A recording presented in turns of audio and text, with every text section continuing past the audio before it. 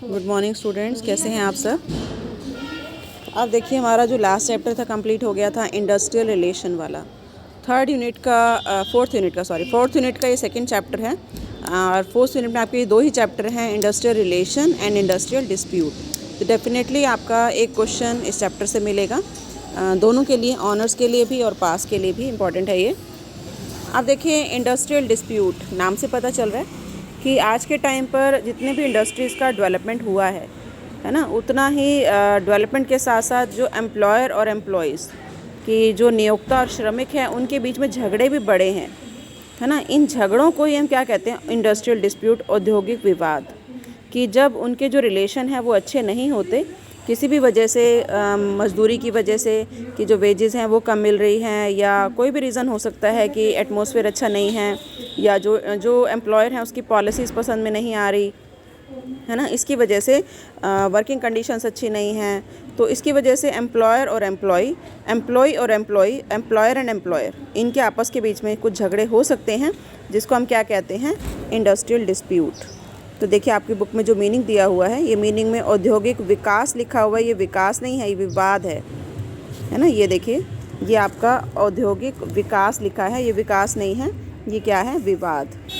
तो औद्योगिक विवाद का अर्थ नियोक्ताओं और श्रमिकों के बीच झगड़े, कि एम्प्लॉयर और एम्प्लॉय के बीच में जो झगड़े अशांति और विवाद से है। तो एम्प्लॉयर और एम्प्लॉय में किसी भी प्रकार का विरोधाभास, किसी भी प्रकार का अगर कोई डिस्प्यूट होता है तो उसी को हम क्या कहते हैं, इंडस्ट्रियल डिस्प्यूट। लेकिन जैसे बताया इसने, ये एक नैरो सेंस में इसका मीनिंग दिया है, वाइडर सेंस में इसका मीनिंग बहुत बड़ा है। तो जैसे बताया कि अगर एम्प्लॉयर और एम्प्लॉय के बीच में कोई झगड़ा होता है, या एम्प्लॉयर एंड एम्प्लॉयर के बीच में कोई झगड़ा होता है, या वर्कर एंड वर्कर के बीच में कोई झगड़ा होता है, तो वो भी इंडस्ट्रियल डिस्प्यूट में आता है ना। तो ये काफ़ी ब्रॉड सेंस में इसका जो डेफिनेशन है वो दी हुई है। देखिए जो डेफिनेशन दी है, इंडस्ट्रियल डिस्प्यूट एक्ट 1947 का सेक्शन 21 के अकॉर्डिंग, एनी डिस्प्यूट और difference between the employers and employers, है ना। अब आप ये कहेंगे एम्प्लॉयर का एम्प्लॉयर से कैसे हो जाएगा, कि एक ही इंडस्ट्री में कई कंपनीज होती हैं, है ना, उन कंपनी के जो एम्प्लॉयर हैं उनके बीच में भी कई बार डिस्प्यूट हो जाते हैं। और बिटवीन एम्प्लॉयर एंड वर्कमैन, उसके बीच में हो सकता है, वर्कमैन एंड वर्कमैन के बीच में हो सकता है, which is connected with the employment और नॉन एम्प्लॉयमेंट और टर्म्स ऑफ एम्प्लॉयमेंट, जो जिसका रिलेशन किसी के साथ भी हो सकता है, और with the condition of labour और एनी रीज़न, है ना, किसी भी वजह से हो सकता है। तो इसी को हम क्या कहते हैं, इंडस्ट्रियल डिस्प्यूट। आप देखिए इसकी क्या विशेषताएं हैं। सबसे पहले इनकी जो पार्टीज़ हैं, पार्टीज़ कोई भी हो सकती हैं, employer and employer, employer and employee, worker and worker, मतलब employee and employee. Second, relation, इनका जो रिलेशन है वो काम की वजह से है ना, कि वो वहाँ पर जॉब कर रहे हैं, इसकी वजह से है। तो इसका जो सब्जेक्ट है वो एम्प्लॉयर से रिलेटेड भी हो सकता है और एम्प्लॉय से रिलेटेड भी हो सकता है। जैसे नियुक्ति, अपॉइंटमेंट से रिलेटेड, या उनको जो सेवा मुक्ति कर दी, उनको जो हटा दिया उससे रिलेटेड, डिस्चार्ज कर दिया, या एम्प्लॉयमेंट की जो कंडीशंस हैं उससे रिलेटेड हो सकता है। फॉर्म की जो इंडस्ट्रियल डिस्प्यूट है वो किसी भी फॉर्म में हो सकता है, जैसे स्ट्राइक भी हो सकता है, लॉकआउट हो सकता है, घेराव हो सकता है, गो स्लो टैक्टिस, या कलम छोड़ो, पेन डाउन स्ट्राइक। ये भी हम डिटेल में पढ़ेंगे आगे, फॉर्म्स को भी उसकी फॉर्म में हो सकता है। और इट में भी ऑरल, रिटर्न में भी हो सकता है और ऑरल भी हो सकता है।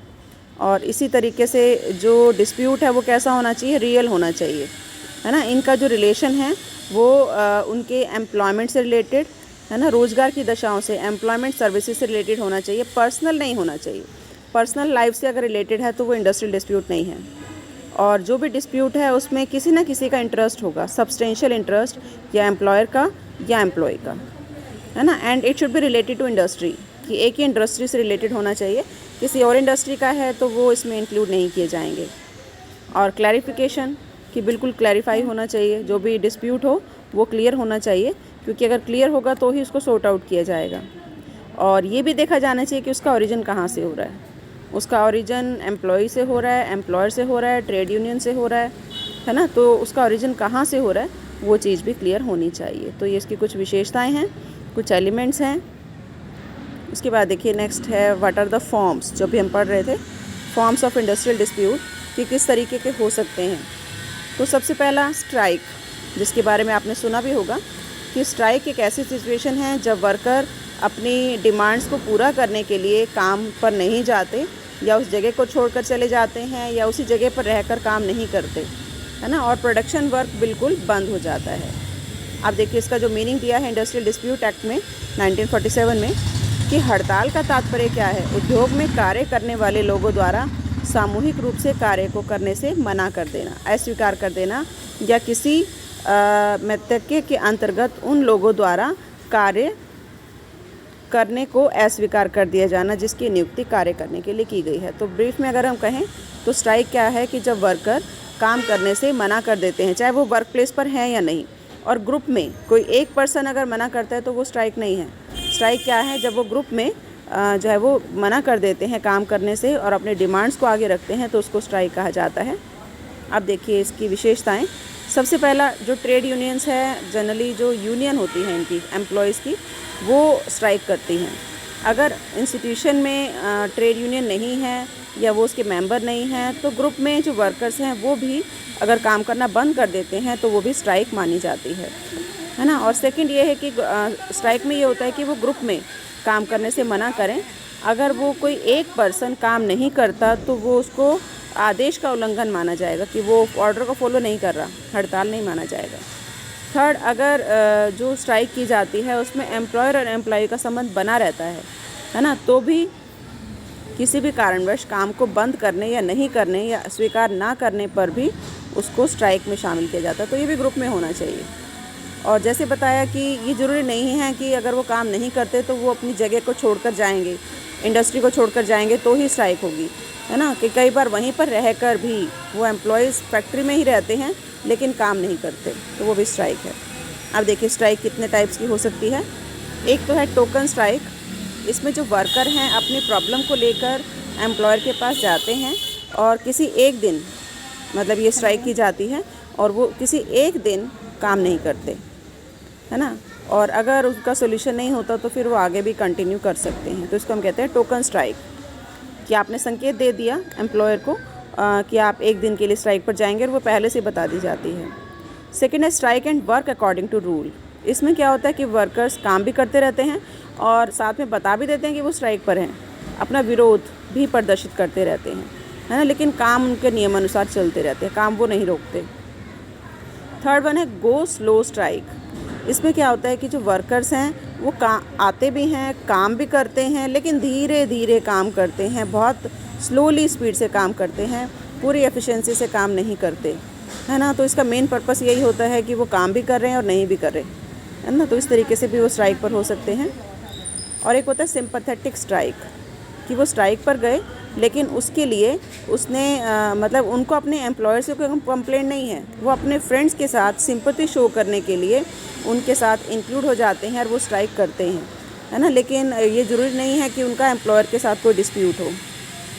और एक होती है हंगर स्ट्राइक, जो आपने सुना भी होगा, भूख हड़ताल, कि जब जो एम्प्लॉयज़ हैं वो अपनी बात को मनवाने के लिए खाना पीना छोड़ देते हैं और वो ये कहते हैं कि जब तक उनकी मांगों को नहीं माना जाएगा तब तक वो कुछ नहीं खाएंगे। तो इस तरह की जो स्ट्राइक होती है वो एम्प्लॉयर को प्रेशराइज़ करने के लिए होती है ताकि वो उनकी बात को मान ले। और एक होती है पेन डाउन स्ट्राइक। ये पेन डाउन स्ट्राइक क्या होती है कि जब जो वर्कर्स हैं या जो ऑफिसर्स हैं वो कहते हैं कि वो तब तक काम नहीं करेंगे जब तक कि उनको बात को नहीं माना जाएगा। तो वो कंपनी के अंदर तो आते हैं, है ना, लेकिन काम नहीं करते। तो ये भी बहुत ज़्यादा प्रेवलेंट है। उसके बाद देखिए नेक्स्ट आता है लॉकआउट। अब देखिए लॉकआउट एक ऐसी सिचुएशन है जिसमें जो एम्प्लॉयर है वो एम्प्लॉयर क्या करता है कि जिस तरह से वर्कर्स स्ट्राइक कर सकते हैं ऐसे एम्प्लॉयर काम बंद कर देते हैं, वो वर्कर्स को काम करने नहीं देते, है ना। तो उसको हम कहते हैं लॉकआउट। और वो भी अपने डिमांड्स रखते हैं वर्कर्स के लिए कि अगर वर्कर्स उनकी डिमांड्स को पूरा कर लेंगे तो वो इंस्टीट्यूशन को खोल देंगे, अदरवाइज़ नहीं। लेकिन अगर प्रोडक्शन कम होने की वजह से या डिमांड कम होने की वजह से बिल्कुल ही इंडस्ट्री को बंद कर दिया जाता है तो उसको लॉकआउट नहीं कहेंगे। लॉकआउट उसको कहेंगे जिसमें कुछ टाइम के लिए एम्प्लॉयर ने फैक्ट्री के गेट को लॉक लगा दिया, लेकिन अगर वो एम्प्लॉयज़ को ये कहता है कि उनकी डिमांड्स को अगर वो मान लेंगे, उनकी शर्तों पर काम करने के लिए तैयार हो जाएंगे, तो ही वो कंपनी का जो गेट है वो खोल देंगे, है ना। तो ये पर्पस होता है कि अगर एम्प्लॉयर को लगता है कि उनका एक्सप्लॉयटेशन हो रहा है तो फिर वो इस तरह का स्टेप उठा सकता है लॉकआउट वाला। उसके बाद देखिए घेराव। अब देखिए घेराव क्या है। घेराव भी एक तरह की स्ट्राइक है जिसमें जो एम्प्लॉय है वो एम्प्लॉयर को घेर लेते हैं।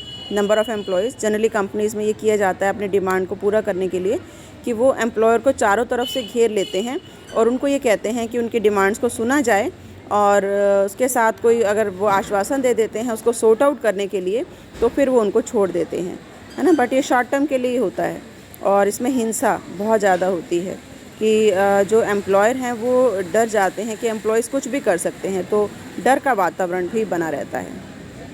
और एक देखिए बंद, जैसे अभी फार्मर्स का चल रहा है ना, तो इस तरीके से जैसे इंडिया या हरियाणा बंद कर दिया जाता है तो उसका मेन पर्पस ये होता है कि कोई किसी के ऊपर नुकसान ना पड़े, है ना, कोई किसी को जो है वो किसी के ऊपर इफ़ेक्ट ना डाले। तो इसके लिए क्या करते हैं कि जो इस तरह की पार्टी है, ट्रेड यूनियन अपनी बात को मनवाने के लिए स्टेट लेवल पर या नेशनल लेवल पर पूरे शहर को या पूरी कंट्री को, जितने भी इंडस्ट्रियल इंस्टीट्यूशन हैं या नॉन इंडस्ट्रियल इंस्टीट्यूशन हैं या स्कूल हैं, कॉलेजेस हैं, उनको बंद करवा देते हैं। तो ये सिर्फ प्रेशराइज़ करने के लिए, गवर्नमेंट को प्रेशराइज़ करने के लिए कि वो उनकी बात को मान लें। तो ये भी एक तरीका है जिससे कि अपनी बात को मनाने के लिए जो वर्कर्स हैं या जो ट्रेड यूनियन हैं वो इस तरह का स्टेप भी उठाते हैं। अब देखो ये कुछ डाटा दिया हुआ है कि 2011 और 12 में कितनी स्ट्राइक्स हुई, कितने लॉकआउट्स हुए, कितने घेराव्स हुए, है ना, उसका सिचुएशन, उनका जो डाटा है ये दिया हुआ है, इसको आप देख लेना। उसके बाद फिर हम नेक्स्ट टॉपिक लेंगे, कॉजेज़ ऑफ इंडस्ट्रियल डिस्प्यूट। यहाँ तक आप करके रखना।